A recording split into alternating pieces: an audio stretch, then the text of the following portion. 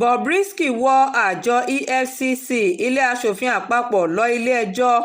ó ń béèrè fún owó bílíọ̀nù kan lé ọwọ́ méjì náírà. Gbajúgbajà ajíṣebíobìnrin ní Idris Okuneye tí àwọn èèyàn tún mọ̀ sí Bobrisky ti pe ẹjọ́ tako àjọ EFCC àti ilé-ìgbìmọ̀ aṣòfin àpapọ̀ lẹwa Nàìjíríà tó ń béèrè fún owó bílíọ̀nù kan lé ọwọ́ méjì náírà lórí ẹ̀sùn títẹ ẹ̀tọ́ ọmọnìyàn lójúmọ́lẹ̀. Bobrisky tí ọ̀kan-ò-jọ̀kan awuyewuye ti wà lórí ọ̀rọ̀ rẹ̀ láti ìgbà tí ajàfẹ́tọ̀ọ́ ọmọnìyàn tó tún jẹ́ agbọ̀rí ìtàkùn ayélujára sọ̀rọ̀ Verydarkman ti ṣe àgbéjáde àkàkálẹ̀ ohun kan léyìí tí Bobrisky ti sọ wípé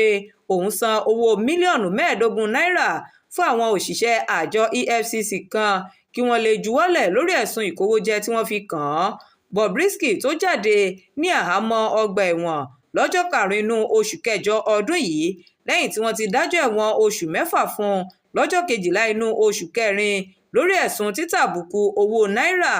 Nínú àkàkálẹ̀ ohun ọ̀hún ni Bobrisky ti sọ di mímọ̀ pé bàbá ìsàlẹ̀ òun kan pẹ̀lú adarí àgbà fún àjọ ọgbà àtúnṣe Haliru Nababa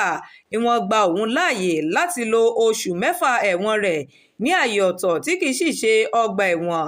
Ẹ̀wẹ̀, Bobrisky ní òun kò mọ̀ kankan nípa àkàkálẹ̀ ohun ọ̀hún tó sì dúnkòokò láti gbé ìgbésẹ̀ òfin tako Verydarkman. Ilé aṣòfin náà tún ránṣẹ́ pé Verydarkman, Bobrisky, Ọlá Olúkóyèdé tí ṣe alága àjọ EFCC àti Nababa láti farahàn níwájú ìgbìmọ̀ ilé. Ní ọjọ́ Sátidé ọjọ́ 16 oṣù tá a wà yìí ni Bobrisky ṣe àfihàn ìwé ilé-ẹjọ́ kan lórí ìtàkùn Instagram rẹ̀ èyí tí wọ́n kọ lọ́jọ́ 10 oṣù kẹwàá léyìí tí kò fún àjọ EFCC àti ilé aṣòfin àpapọ̀ láǹfààní àti tàbùkù tì í mọ́lé tàbí kéde rẹ̀ gẹ́gẹ́ bí ẹni tí wọ́n ń wá. Nínú ẹjọ́ tó pè ọ̀hún ló ti ní àjọ EFCC pé òun fún ìwádìí lórí àhesọ ọ̀rọ̀ tí Verydarkman ṣe àgbéjáde rẹ̀ gẹ́gẹ́ bí ó ti sọ wípé àjọ náà kùnà láti ṣe ìwádìí lórí àkàkálẹ̀ ohun ọ̀hún léyìí tí ó sì sọ di ẹni yẹ̀yẹ́ lórí ìtàkùn ayélujára àti ohun tí ọ̀pọ̀lọpọ̀ àwọn tí kò mọ̀ tí wọ́n sì ń dúnkòokò mọ́ ẹ̀mí rẹ̀. Bobrisky ló ti ń béèrè fún owó mílíọ̀nù lọ́nà 200 náírà látọwọ́ àjọ EFCC fún dídá ọpọlọ rẹ̀ láàmú. Bákan náà ló tún béèrè fún owó bílíọ̀nù kan náírà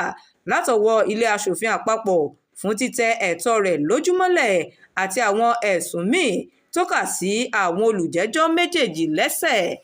Abiola Ajani ló ń jábọ̀ ròyìn fún iléeṣẹ́ Atótó Arére Online TV.